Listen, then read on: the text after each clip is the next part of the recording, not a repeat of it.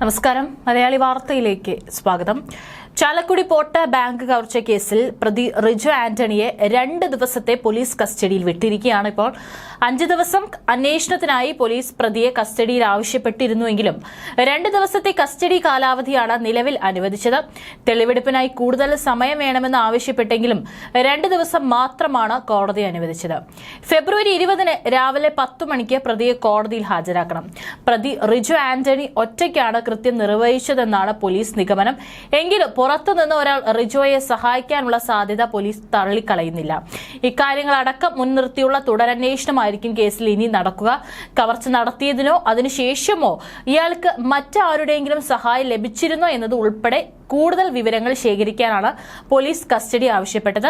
മോഷണ സമയത്ത് പ്രതി ഉപയോഗിച്ച ബാക്കി വസ്ത്രങ്ങളും കണ്ടെത്തേണ്ടതുണ്ട്. പിടിയിലായ റിജോയുടെ വീട്ടിൽ തിങ്കളാഴ്ച പുലർച്ചെ പോലീസ് നടത്തിയ തെളിവെടുപ്പിൽ ബാങ്കിൽ നിന്ന് മോഷ്ടിച്ച 15 ലക്ഷം രൂപയിൽ 12 ലക്ഷം കണ്ടെടുത്തിരുന്നു. ബാങ്ക് ജീവനക്കാരെ ഭീഷണിപ്പെടുത്തി ബന്ദിയാക്കാൻ ഉപയോഗിച്ച കത്തിയും മോഷണ സമയത്ത് ഇയാളുടെ വീട്ടിൽ നിന്ന് പോലീസ് കണ്ടെത്തിയിട്ടുണ്ട്. റിജോയെ സംഭവം നടന്ന് ബാങ്കിൽ എത്തിച്ചും തെളിവെടുപ്പ് നടത്തിയിരുന്നു.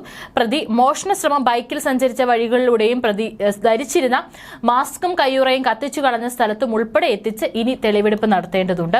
മോഷണത്തിന് പ്രതി ഉപയോഗിച്ചിരുന്ന സ്കൂട്ടറിന്റെ നമ്പറുകൾ വ്യാജമാണെന്ന് പോലീസ് നേരത്തെ കണ്ടെത്തിയിരുന്നു. ഈ നമ്പർ പ്ലേറ്റ് പുഴയിലേക്ക് വലിച്ചെറിഞ്ഞത് എന്നതാണ് പ്രതി നൽകിയിട്ടുള്ള മൊഴി. നമ്പർ പ്ലേറ്റ് കേസിൽ കണ്ടെടുക്കേണ്ടതും നിർണായകമാണ്.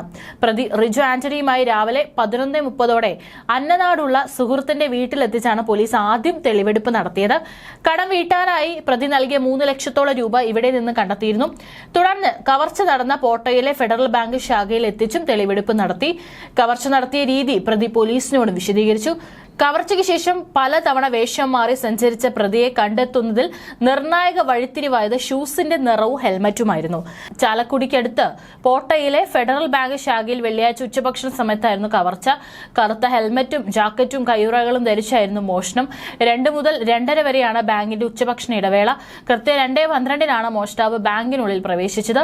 ബാങ്കിന് മുന്നിൽ നിർത്തിയിട്ട കാറിന് പിന്നിലായി സ്കൂട്ടർ നിർത്തിയാണ് ഇയാൾ ഉള്ളിലേക്ക് കയറിയത്. 7 ജീവനക്കാരുള്ള ബാങ്കിൽ സുരക്ഷാ ജീവനക്കാരില്ലായിരുന്നു. ഒരാൾ ഭക്ഷണം കഴിക്കാൻ പുറത്തുപോയിരുന്നു. മറ്റു 4 പേർ മുറിയിലിരുന്ന് ഭക്ഷണം കഴിക്കുകയായിരുന്നു.